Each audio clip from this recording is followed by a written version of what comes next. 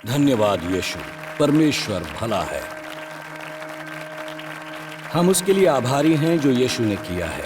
हम आभारी हैं जो हमें उसकी उपस्थिति का और जो प्रभु कर रहा है उसका आभास है। हम आपका स्वागत करते हैं और वे जो यहाँ 51st और ब्रॉडवे में उपस्थित नहीं हैं, पर वे जो न्यू जर्सी कैंपस में हैं और वे जो हमें संसार भर में देख रहे हैं टाइम स्क्वायर चर्च में, हम आपका स्वागत करते हैं। हमारे लिए बहुत महत्वपूर्ण है कि हम समझें कि जब आप यूएस और संसार भर में हमें देख रहे हैं, ये हमारे लिए बहुत ही अहम है। हम बड़े आभारी हैं और इसीलिए हम यहाँ ऑनलाइन होस्ट्स होते हैं। इसीलिए हम अन्य भाषाओं के चैनल नियुक्त करते हैं। पास्टर कार्टर और मैंने अपनी भूमिकाओं को बदला। इटली में हमने पास्टरों के लिए 2 सम्मेलन आयोजित किए।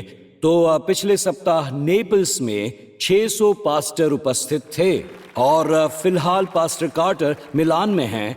और मित्रों सुनो, मैं थोड़ा पक्षपाती लगूंगा, परमेश्वर इटली में कुछ कर रहे हैं तो, और मैं यहां आपको बता दूं, परंतु जो परमेश्वर कर रहा है उसके लिए हमें उसे धन्यवाद कहना चाहिए। हम उनका स्वागत करेंगे जो हमें इस समय लाइव देख रहे हैं। केन्या, मालावी, बुरुंडी से हमारे मित्र यहाँ हैं। बुरुंडी लाइव देख रहा है। स्वागत है युगांडा, इथियोपिया, नाइजीरिया, घाना, साउथ अफ्रीका और टंजानिया का। एशिया से, हांगकांग से हमारे मित्रों का हम स्वागत करते हैं जो लाइव हैं। Fiji, Indonesia, Taiwan, the Philippines, Japan, Malaysia, Singapore, Thailand, south Korea, Pakistan, India और द यूनाइटेड अरब एमिरेट्स भी हम स्वागत करते हैं। टर्की, ऑस्ट्रेलिया और न्यूजीलैंड का। और अब यूरोप की बारी है। नमस्कार UK, Wales, Germany, France, Belgium, Ireland, Norway और नमस्कार पोलैंड और Canary Islands, Faroe Islands, Malta, Romania. हमारा प्रणाम है Portugal, Georgia, Netherlands, Croatia, Hungary, Australia, Finland, Bulgaria, Scotland, Switzerland और इटली का और स्वीडन का। हम इजराइल का भी स्वागत करते हैं और इस देश के साथ खड़े होते हैं और हमारी ये प्रार्थना है कि इस देश के साथ चमत्कार हो। हम खड़े हैं इस विश्वास में कि यरूशलेम में शांति आए। ये कोई राजनीतिक बात नहीं है। हम बाइबल के अनुसार इजराइल के साथ हैं। हम इसमें कोई संदेह नहीं रखते। चाहे विरोध कीजिए, हम इस्राएल के साथ हैं और हम बार बार कहेंगे हम इस्राएल के साथ हैं। हम रशिया का स्वागत करेंगे और रशिया तथा यूक्रेन के लिए प्रार्थना करते हैं कि परमेश्वर इस युद्ध को रोकेगा और यीशु के नाम से ये युद्ध रुक जाएगा। और हम अपने मित्रों को नमस्कार कहते हैं जो Canada, Mexico, Navajo Nation, Antigua, Venezuela, Panama, Bermuda में हैं। अब ये सभी देश मैं ये पढ़ने वाला हूं। आज शाम स्पेनिश में बात कीजिए। हम स्पेनिश में सभा को लाइव स्ट्रीम करने वाले हैं। आप यहां शाम 6 बजे जुड़ सकते हो, जो यूनाइटेड स्टेट्स का ईस्टर्न स्टैंडर्ड टाइम होगा। Saint Kitts and Nevis, Brazil, Haiti, Barbados, Jamaica, Trinidad, Argentina, Costa Rica, French Guiana, Saint Vincent and Grenadines, Peru, Grand Cayman, Bahamas, Guyana, Saint Lucia, Paraguay, Nicaragua, Martinique, Ecuador, Saint Martin, the Dominic Republic और Puerto Rico. स्वागत है आप सबका यीशु के नाम। US के 38 उपराष्ट्र हम आपका भी स्वागत करते हैं। पिछले हफ्ते मैंने देखा 49 उपराष्ट्र हमसे जुड़े थे और हमेशा ये नेवाडा या मेन ही होते हैं। तो ये 2 उपराष्ट्र तैयार रहें, हमेशा तैयार रहें। विवाह के सम्मेलन को मत भूलिए। ये एक प्रभावी समय होगा जो परमेश्वर इस सप्ताहांत पर करेंगे। हमें आपके साथ साझा करने का अवसर मिलेगा। सिंडी और मुझे साझा करने का अवसर मिलेगा, पास्टर पैट्रिक को भी। हम आभारी हैं। अब मैं आपसे संदेश पर बात करूंगा जिसे मैं आपको देने वाला हूं, जो पास्टर पैट्रिक का कहना है और रिकार्डो का कहना था कि वो मेरे लिए एक पुष्टि है। मैं इसी बात पर आपसे बात करूंगा। मुझे ये देखकर ही विश्वास हुआ, मुझे बल्कि ये देखना पड़ा विश्वास करने के लिए। मेरे साथ ऐसा हुआ जब मैं बाइबल पढ़ रहा था। ये बाइबल का एक भाग है जो मुझे अपने लिए चाहिए था। अगर आपने परमेश्वर को निराश किया है या कुछ गलत किया है तो आप क्या अपने हाथ ऊपर करेंगे? तो लीजिए, मेरी प्रार्थना है कि इसे पढ़कर आप भी मेरी तरह अभिभूत हो जाएं। और आज सुबह मैं उत्साहित करना चाहता हूं सभी को। चलिए प्रार्थना करें कि अगले कुछ क्षणों में पवित्र आत्मा को आकर कुछ विशेष करने दें। हमें उत्साहित करो, हमें खुशी खुशी भेजो इस अनुभूति के साथ कि परमेश्वर हमसे प्रेम करता है। हमारी सफलताओं और असफलताओं में वो साथ है। परमेश्वर हमारे साथ है। हे प्रभु, आपको बुलाते हैं हम, आपकी उपस्थिति को हम महसूस करना चाहते हैं यीशु के नाम से। और सब कहेंगे आमीन। कॉयर और बैंड, आप बैठ सकते हैं। धन्यवाद आपका।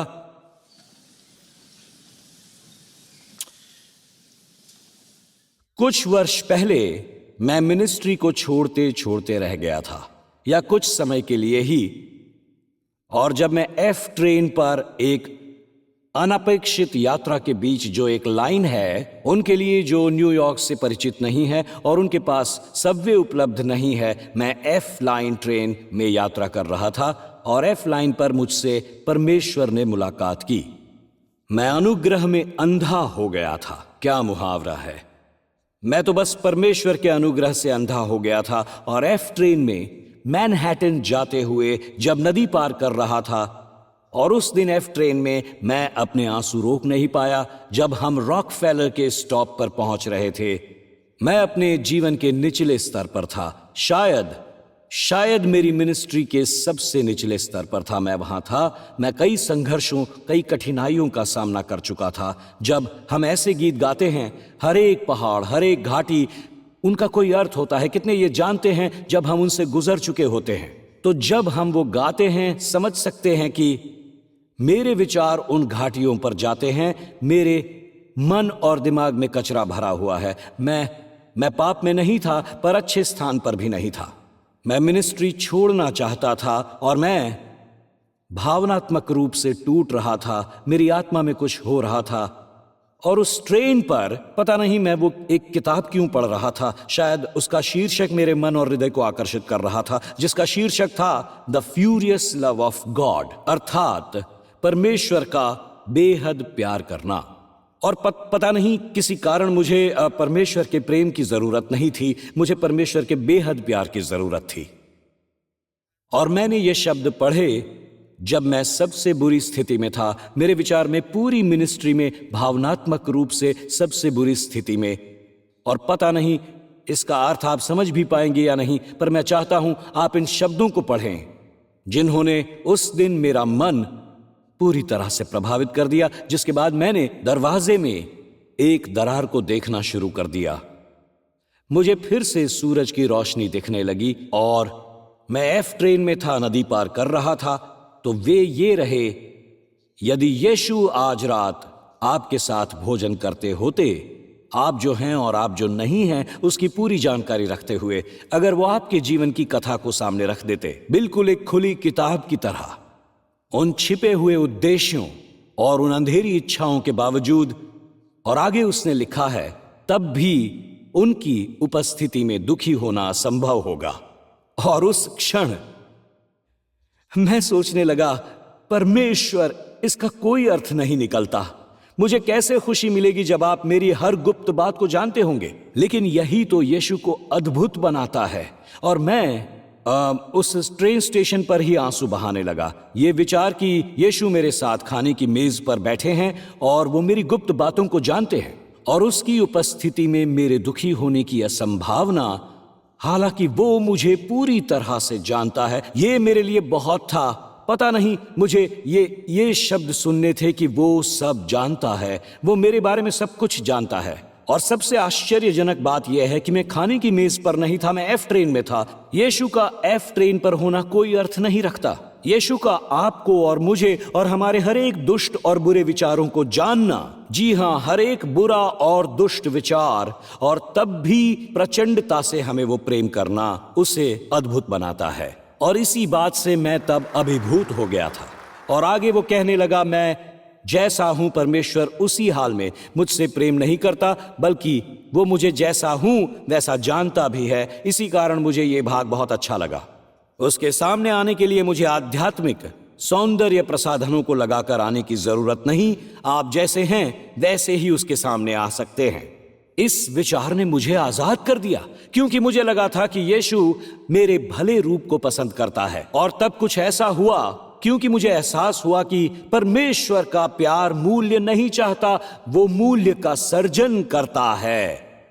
हमसे इसलिए प्यार नहीं है कि हमारा कोई मूल्य है, बल्कि इसलिए प्यार है क्योंकि हमारा अपना मूल्य है। वो उनकी खोज में नहीं है जिनकी अपनी सफलता की कहानियां हैं। वो उन्हें खोज रहा है जिन्हें उसने सर्जा है और छुड़ा लिया है और उन्हें आजाद करना चाहता है। मेरे लिए ये वाकई अद्भुत है। मानवता के साथ इस प्रेम कहानी में परमेश्वर का मुख्य पात्र है। इस अध्याय में परमेश्वर नायक है, हम नहीं। वो परमेश्वर है जिसने हमसे प्रेम किया। हालांकि हमारे जीवन में इतना कुछ बुरा हुआ है कि जब मैंने गलतियां भी की हैं, चाहे मैं बचा हुआ या ना भी बचा हुआ हूं, वो मुझसे प्रेम करता है। वो मुझे बेहद चाहता है।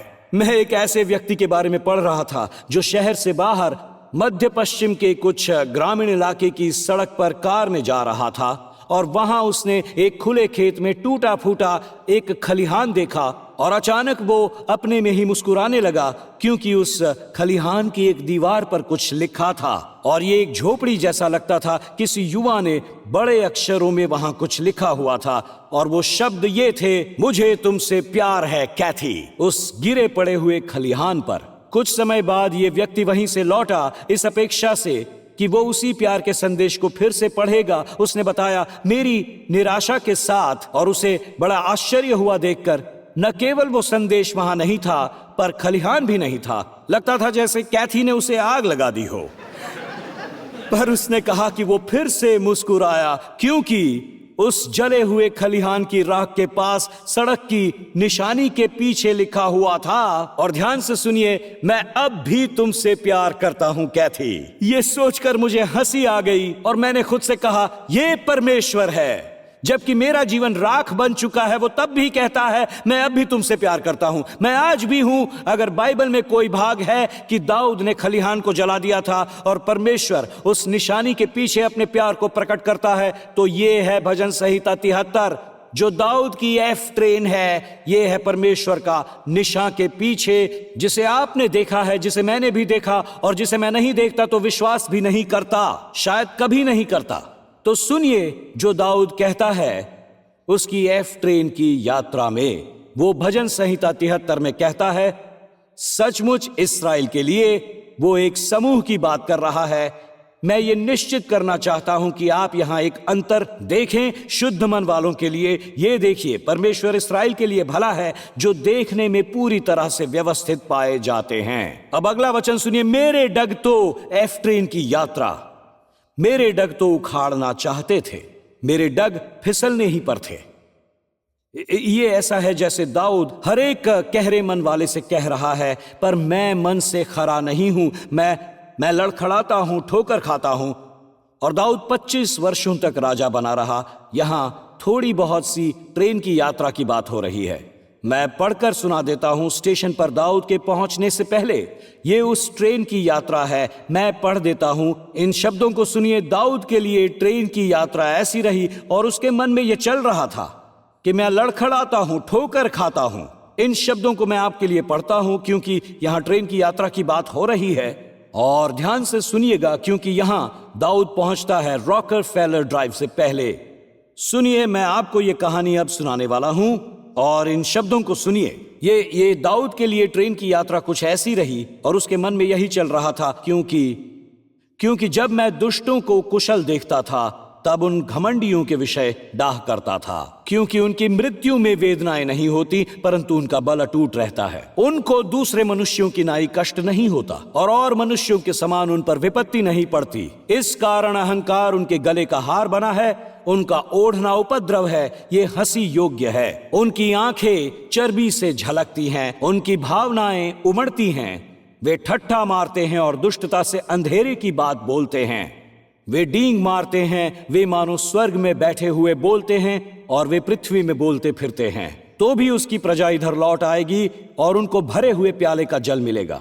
उसके बाद उसने कहा, फिर वे कहते हैं, ईश्वर कैसे जानता है? क्या परम प्रधान को कुछ ज्ञान है? देखो, ये तो दुष्ट लोग हैं, तो भी सदा सुभागी रहकर धन संपत्ति बटोरते रहते हैं। उसके बाद दाऊद ये कहता है, इसे सुनिए, यहां बात नीचे जाती है, ये उसका निचला स्तर है। निश्चय मैंने अपने हृदय को व्यर्थ शुद्ध किया और अपने हाथों को निर्दोषता में धोया है, क्योंकि मैं दिन भर मार खाता आया हूं और प्रति भोर को मेरी ताड़ना होती है। दाऊद बुरी जगह में है, भावनात्मक रूप से बुरी जगह में।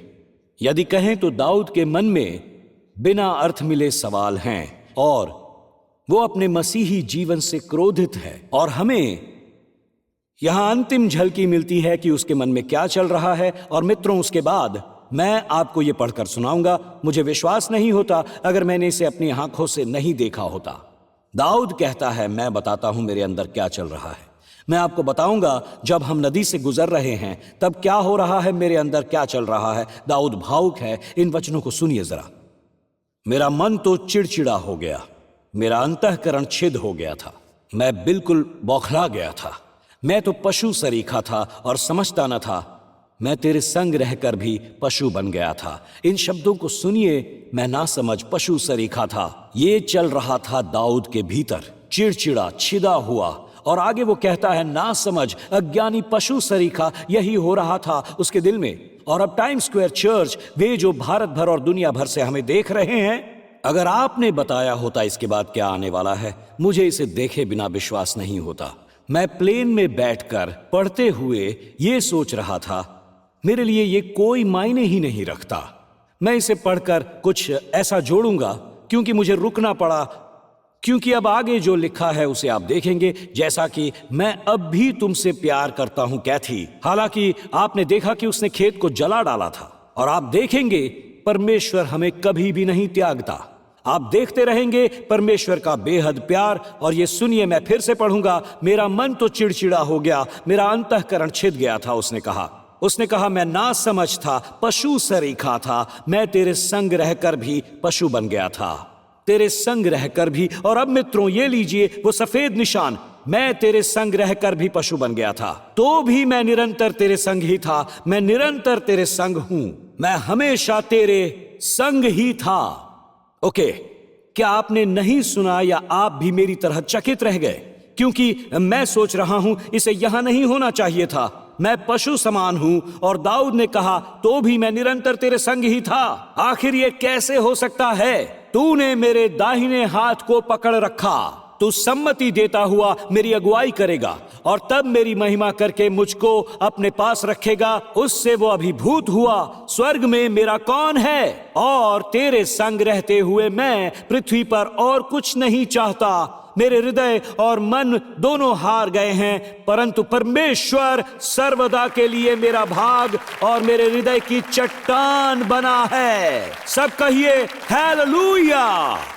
हे प्रभु, ये शब्द ऐसी स्थिति में कहे गए हैं, क्या तुम्हारे पास समझ नहीं है? जहां वो खलिहान जलाया गया वहां एक जीवन है। मुझे पता था कि मेरा मन भयानक विचारों, चिंता, क्रोध, वासना, ईर्ष्या से बुरी तरह प्रभावित था। उसके बाद भी उस एफ ट्रेन के स्टेशन पर मैं परमेश्वर के पास था। यह मेरी समझ से बाहर था। जो दाऊद के साथ हो रहा था, मैं समझ गया वही मेरे साथ हो रहा है। और इसका संदेश कुछ इस प्रकार से है, मेरा मन तो चिड़चिड़ा हो गया, मेरा अंतःकरण छिद गया था। मैं समझता न था, मैं तेरे संग रहकर भी पशु बन गया था, पर तब भी ऐसा है, तो भी मैं निरंतर तेरे संग ही था। तूने मेरे दाहिने हाथ को पकड़ रखा। इसे सुनिए, मैं तेरी उपस्थिति में एक पशु हूं, तब भी तेरी उपस्थिति में हूं। देखो, मेरे विचार में हमारे लिए बेहतर है कि हम उसकी उपस्थिति में रहें। परमेश्वर कहता है सबसे बुरी दिशा में तू अब भी मेरी उपस्थिति में है। ओ मेरे प्रभु, सुनो, मुझे आज सुबह आपकी सहायता भी नहीं चाहिए, क्योंकि आज सुबह यहां जो बताया जा रहा है मैं उससे उत्साहित हूं। क्योंकि मुझे विश्वास नहीं होता था। मेरे लिए अपने बारे में यह देखना कठिन था जब मैं इतनी बुराई में था और परमेश्वर इस प्रकार से कह रहा था। जब मैं ये कुछ दिन पहले पढ़ रहा था, मेरा मन विचारों से भर गया और मैं आपके साथ 2 विचार साझा करूंगा समापन से पहले, जिसका कुछ भी अर्थ नहीं है। तो मैं इतना कहूंगा, 2 विचार। नंबर 1, मुझे एहसास होने लगा परमेश्वर आपके वास्तविक स्वरूप से प्यार करता है। आपके सर्वोत्तम स्वरूप से नहीं, वास्तविक स्वरूप से। पता है, मेरे अपने बच्चे हैं, मेरे बच्चे हैं। हर समय हमारे 4 टीनेजर्स थे, अब वे 20 के ऊपर हो गए हैं। और मेरे लिए यह देखना दिलचस्प है, क्योंकि मैं इस पीढ़ी के पास रहता हूं, क्योंकि सिंडी और मैं इस पीढ़ी को अपने घर में बड़ा कर रहे हैं। और यह अद्भुत है, यह पीढ़ी अपनी ही कितनी तस्वीरें निकालती हैं, जिसे हम सेल्फीज कहते हैं। आप गिन भी नहीं पाएंगे। ऐसा मैंने अपने जीवन में कभी नहीं देखा है। ये मछली जैसे होंठ बनाना और पता नहीं क्या क्या। मैं बस इतना समझा हूं। आप खुद को दो प्रकार से देख सकते हैं, जो ये हैं, या तो दर्पण से या फोटो से। दो प्रकार से आप खुद को देख सकते हैं। हम सेल्फी निकालते हैं, पर बटन दबाने से पहले देखते हैं कि हम अच्छे लग रहे हैं या नहीं, बाल अपनी जगह पर हैं या नहीं। अगर वो सही ना हो तो हम पिक्चर डिलीट कर देते हैं और फिर से तस्वीर निकालते हैं ताकि हम अच्छे लगे। परंतु दर्पण सही स्वरूप है। जैसे हम हैं, हम ऐसे ही दिखाते हैं और दर्पण को डिलीट नहीं कर पाते। फोटो मेरे लिए फिक्स की जाती है, पर दर्पण मैं जैसा हूं वैसा ही दिखाता है। तो मैं अपने फोटो को बाद में ठीक कर सकता हूं, लेकिन दर्पण कोई सहायता नहीं करता। हम फोटो को पोस्ट करते हैं क्योंकि दर्पण वास्तविकता है। इसलिए परमेश्वर दर्पण को पसंद करता है, वो फोटो को पसंद नहीं करता। परमेश्वर हमारी असलियत को पसंद करता है, और इसे पढ़ने से पहले मैं इस पर और भी विश्वास करने लगा हूं, पहले से कहीं ज्यादा।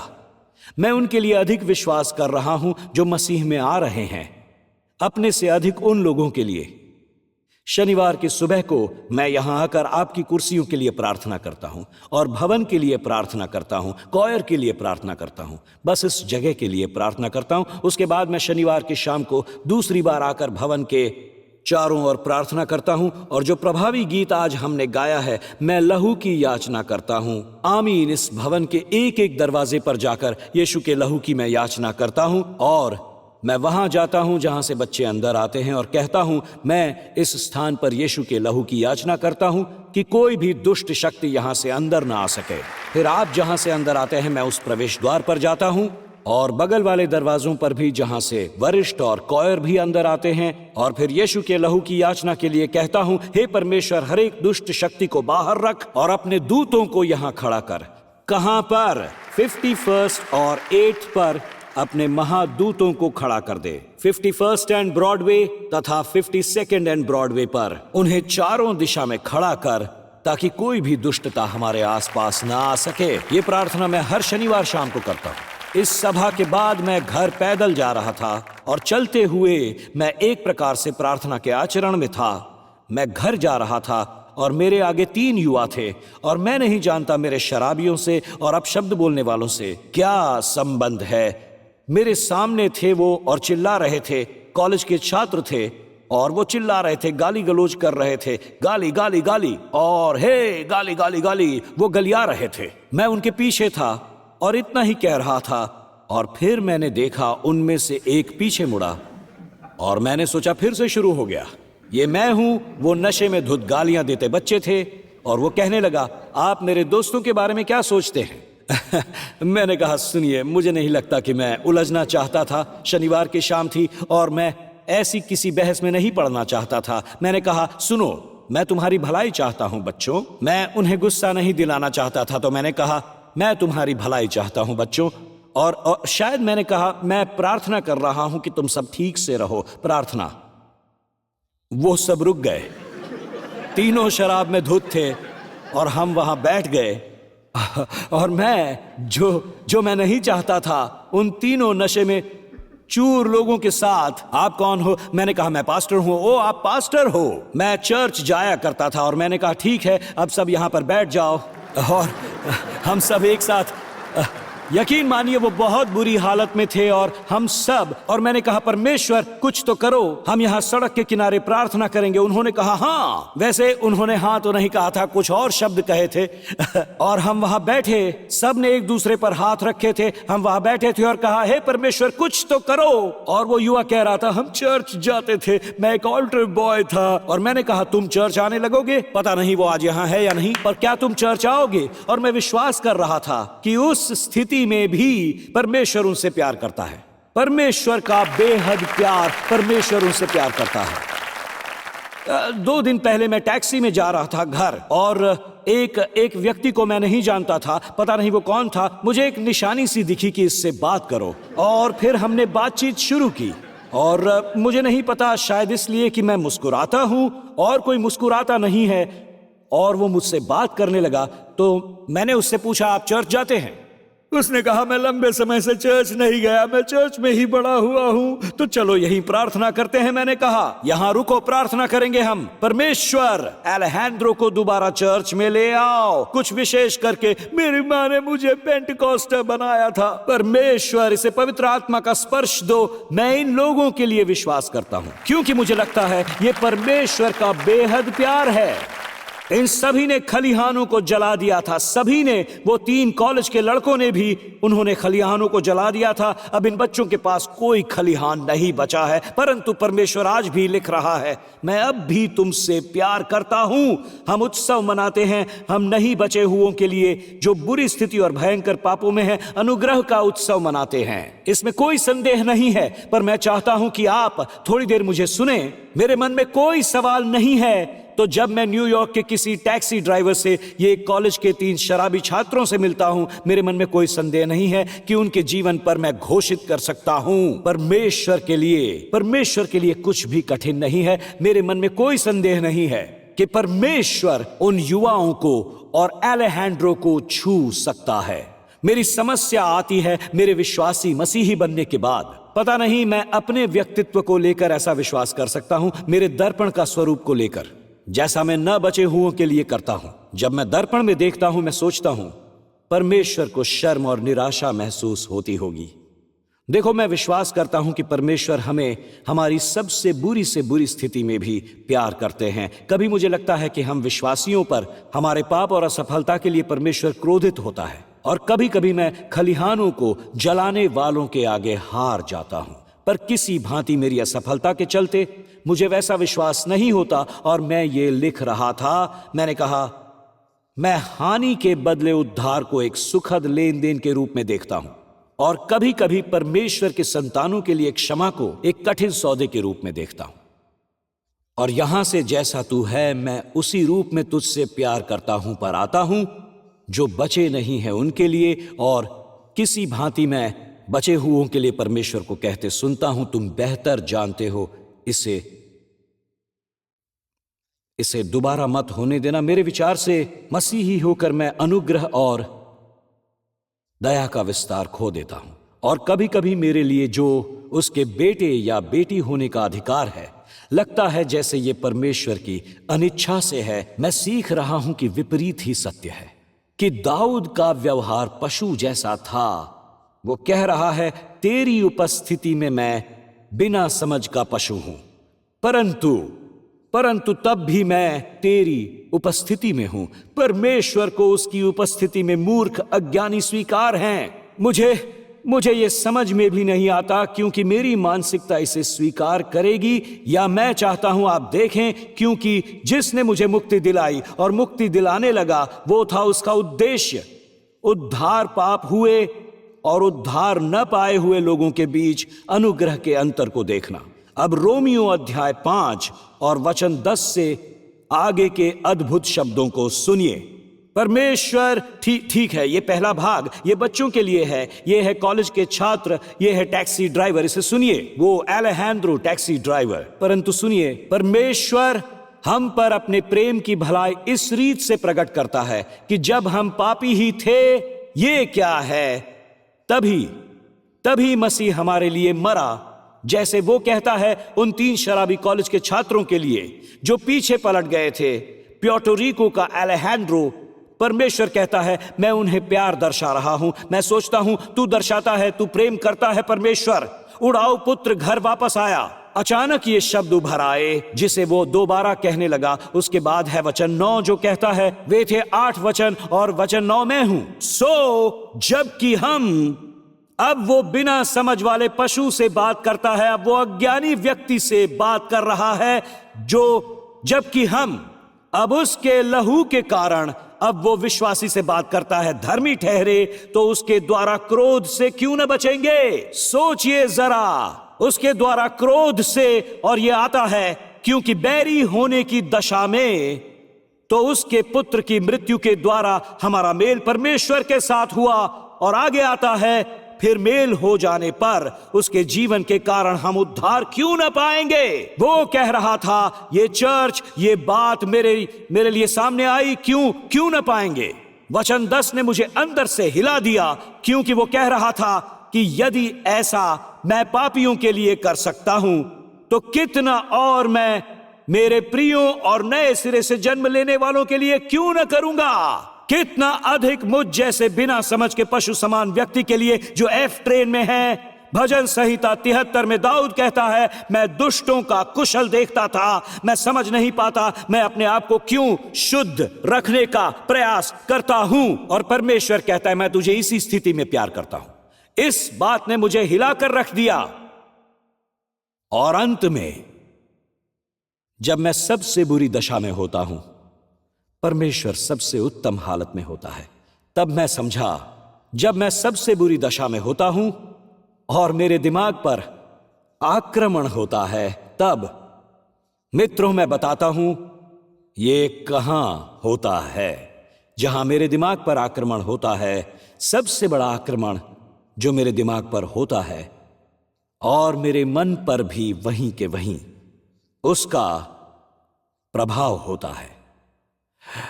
अगर आप सोचते हैं चर्च जाने से आप युद्धों से मुक्त हो जाएंगे, तो फिर चर्च मत आइए। कितने जानते हैं कि मैं क्या बात कर रहा हूं? ऐसा लगता है जैसे आप दरवाजे से प्रवेश करते हैं, शत्रु आपकी ताक में बैठा होता है, और किसी तरह जब मैं बैठ जाता हूं और प्रचार करने, गाने, परमेश्वर की आराधना करने, लहू की याचना करने की तैयारी करता हूं, शत्रु मेरे दिमाग में गंदे विचार भरने लगता है, जबकि मेरे दिमाग में स्वर्ग, स्वर्गदूत, सिंहासन, परमेश्वर का मेमना होना चाहिए। और मैं सोचता हूं परमेश्वर मुझसे कैसे बात करेगा, जबकि ऐसी चीजें मेरे मन में हैं। मैं अज्ञानी हूं, निर्बुद्ध हूं, मूर्ख हूं, एक पशु की भांति हूं। पर आप पशु से भी प्रचार करवा सकते हैं, और तब भी मैं प्रभु की उपस्थिति में हूं। वो कहता है, मैं तेरा दाहिना हाथ पकड़कर महिमा की ओर तुझे मार्गदर्शन दूंगा। इस कमरे में क्या कोई और निर्बुद्ध पशु है, या मैं बस अकेला हूं यहां पर? क्योंकि आप में से कुछ बड़े ही पवित्र लग रहे हैं आज। आप अभी तक बचाए भी नहीं गए होंगे।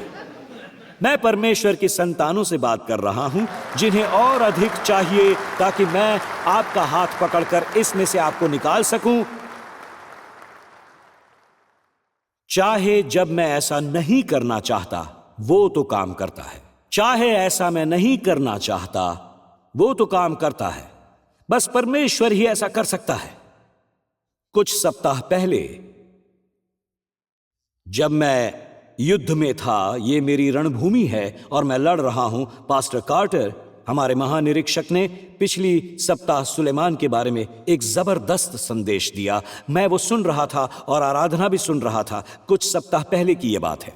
और उस समय पास्टर कार्टर ने मुझसे कहा, टिम, मुझे किसी चीज के लिए प्रार्थना करनी है। वो बोले, मैंने वरिष्ठों से इस पर चर्चा की है और मुझे लगता है संसार भर में चंगाई और चमत्कारों के लिए प्रार्थना करनी चाहिए जब आराधना और प्रचार किया जाएगा। तो इसे याद रखना जब तुम आराधना और प्रचार करने के लिए जाओ।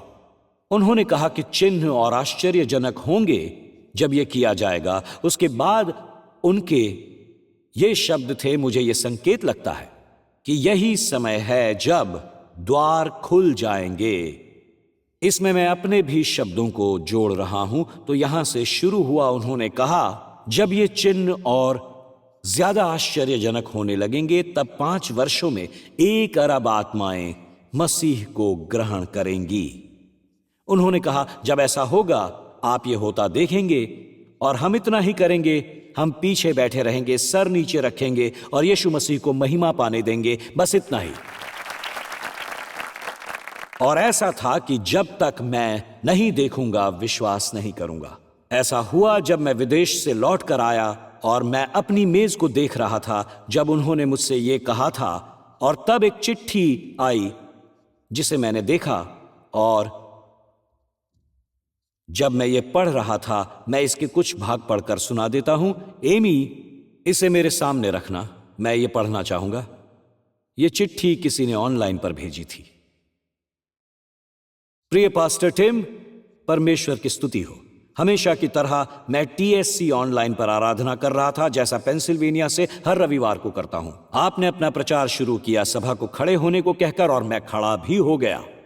और आपने कहा इस समय संसार में बहुत से लोग हैं जिन्हें चंगाई चाहिए। मेरे लिए यह संगीत जैसा था, क्योंकि अगली सुबह मैं एक अल्ट्रासाउंड दोबारा करवाने वाला था, क्योंकि अक्टूबर में मेरी सर्जरी थी जिसके लिए अल्ट्रासाउंड के परिणाम चाहिए थे।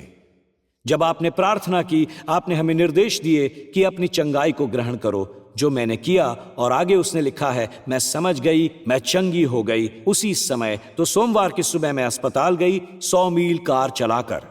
वो मुझे स्ट्रेचर में बांधकर अल्ट्रासाउंड करने के लिए ले गए, पर किसी भांति मेरे पास परमेश्वर की शांति थी जो संसार की हर समझ से परे है। मैं टेस्ट के बाद व्हीलचेयर पर एक कमरे में बैठी थी, परिणाम के इंतजार में। जब मेरे कमरे का दरवाजा खुला तो डॉक्टर के हाथ उसके सिर के ऊपर किए हुए थे और वो रिपोर्ट को बता रहा था, ये कहकर कि यहां कोई भी ब्लॉकेज नहीं, आपके रिजल्ट्स बिल्कुल नॉर्मल हैं, आपको सर्जरी की जरूरत नहीं।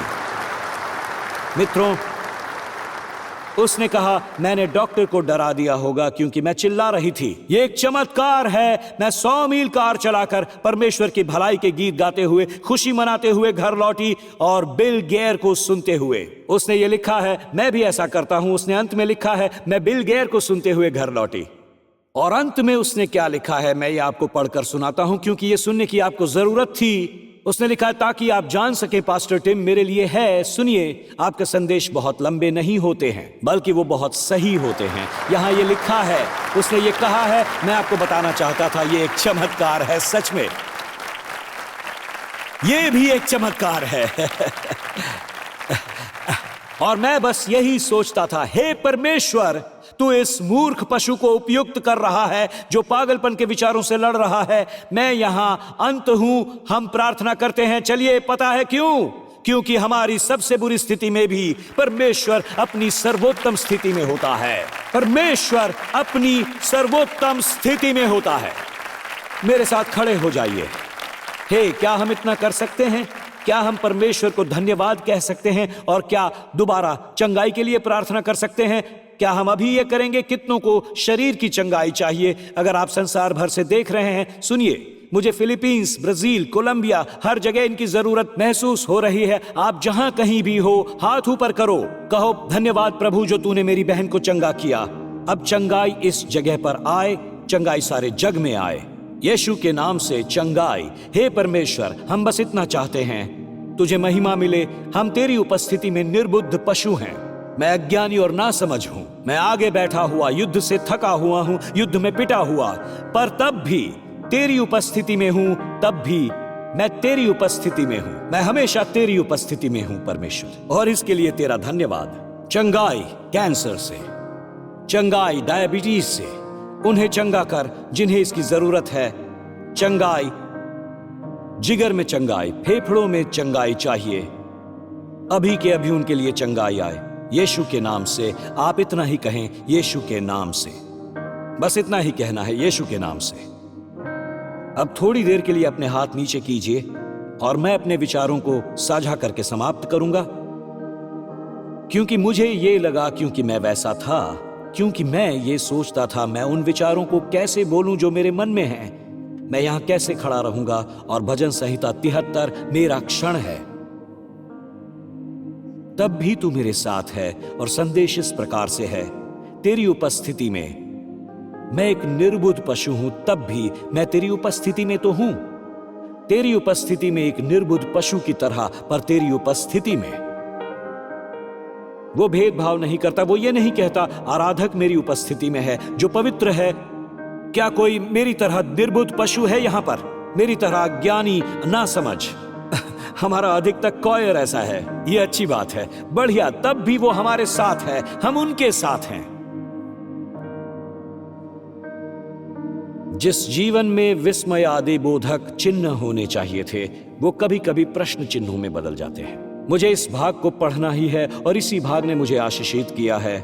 यूहन्ना बपतिस्मा देने वाला विस्मय आदि बोधक चिन्ह वाला व्यक्ति था।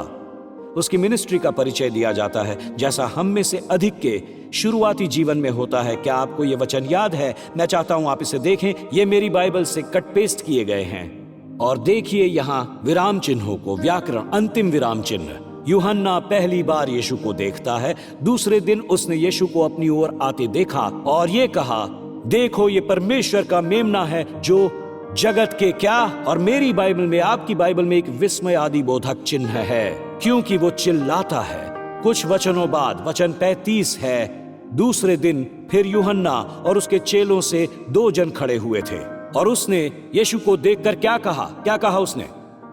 देखो परमेश्वर का मेमना, विस्मय आदि बोधक चिन्ह, विस्मय आदि बोधक चिन्ह। और समस्या यह थी कि यूहन्ना टीएससी की आगे वाली कतार में बैठा हुआ था, क्योंकि जब आप उस कुर्सी पर बैठते हो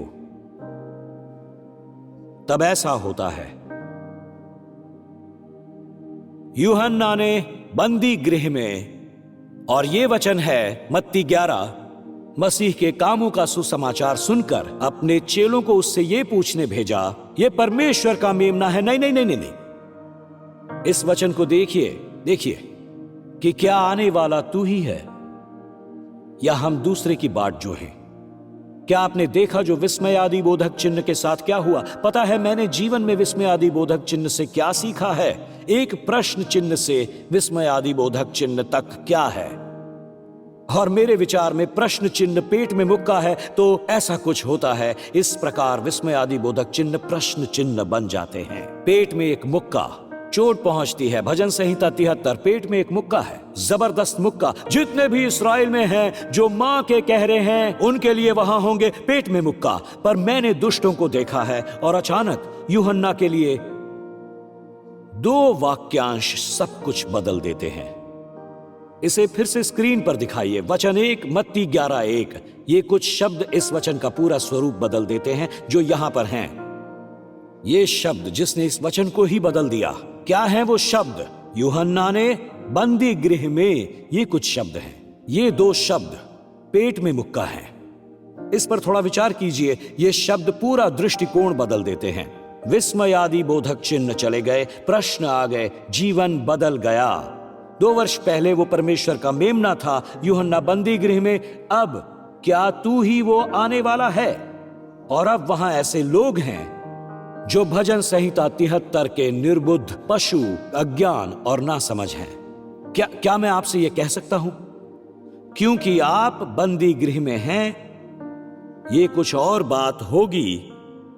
मैं कर्ज में हूं, मेरा तलाक हो रहा है, मैं व्हील चेयर में हूं, मैं अदालत में हूं, मैं हूं रिहैब में, मैं इलाज करवा रहा हूं, या मैं अस्पताल में हूं, या इस पर क्या कहेंगे आप, मैं न्यूयॉर्क में हूं।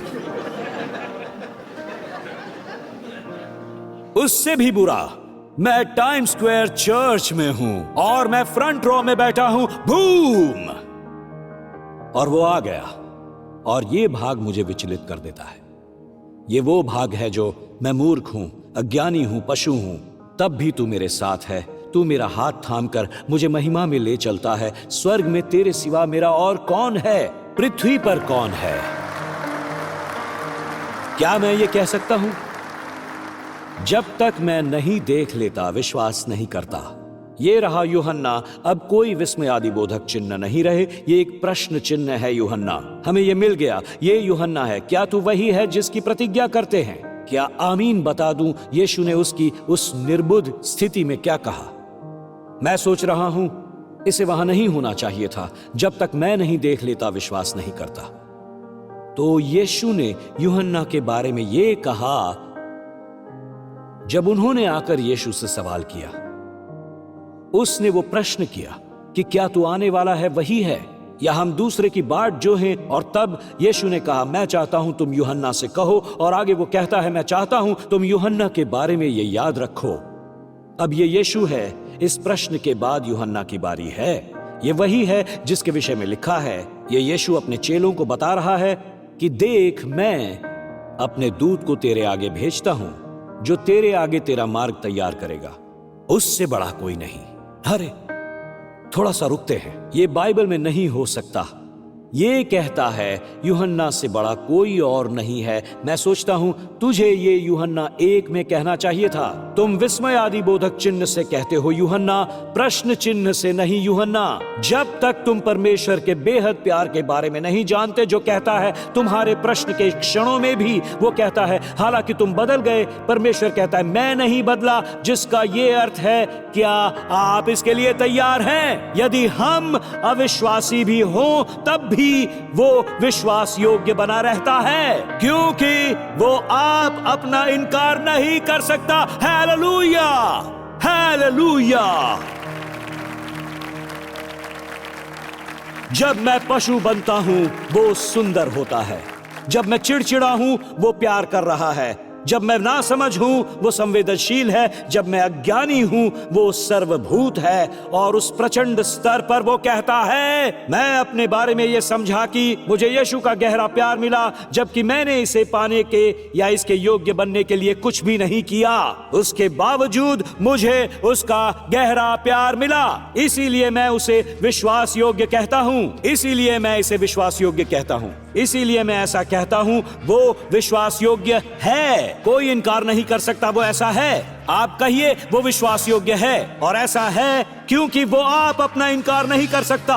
चलिए उससे कहिए वो विश्वास योग्य है। अपने हाथ ऊपर उठाइए, हाथ ऊपर कीजिए। क्या आप उसे विश्वास योग्य कहेंगे? चलिए, मैं चाहता हूं आप ये कहें। चलिए मेरी मदद कीजिए, मेरी मदद कीजिए। कहिए तू विश्वास योग्य है। तेरा नाम, हाथ ऊपर उठाइए प्लीज।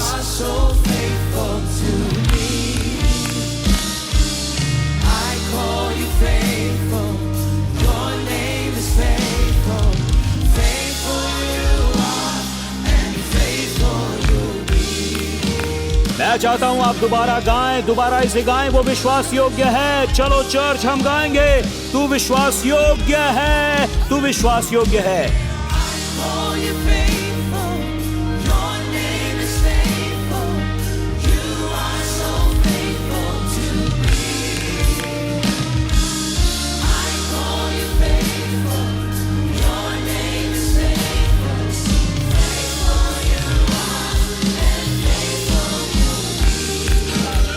हालेलुया।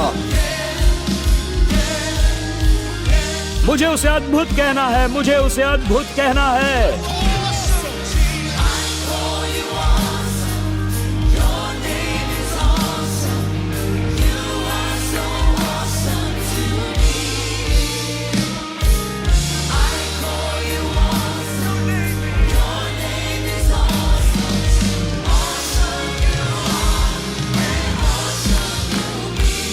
हालेलुया। मैं तुझे चंगा करता कहूंगा, मैं तुझे चंगा करता कहूंगा।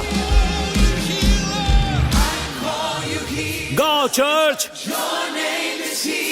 हालेलुया। मैं तुझे चंगाई करता कहता हूं।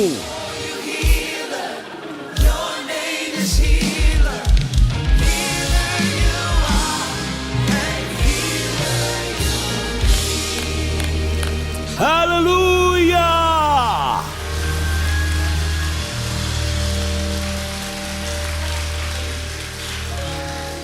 धन्यवाद यीशु।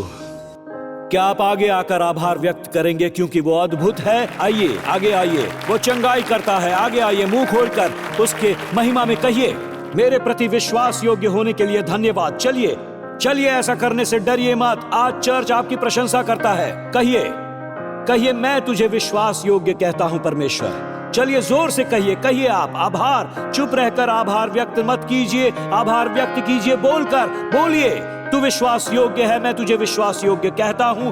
तेरे प्रति मेरा विश्वास है हे परमेश्वर। Hallelujah, hallelujah, hallelujah.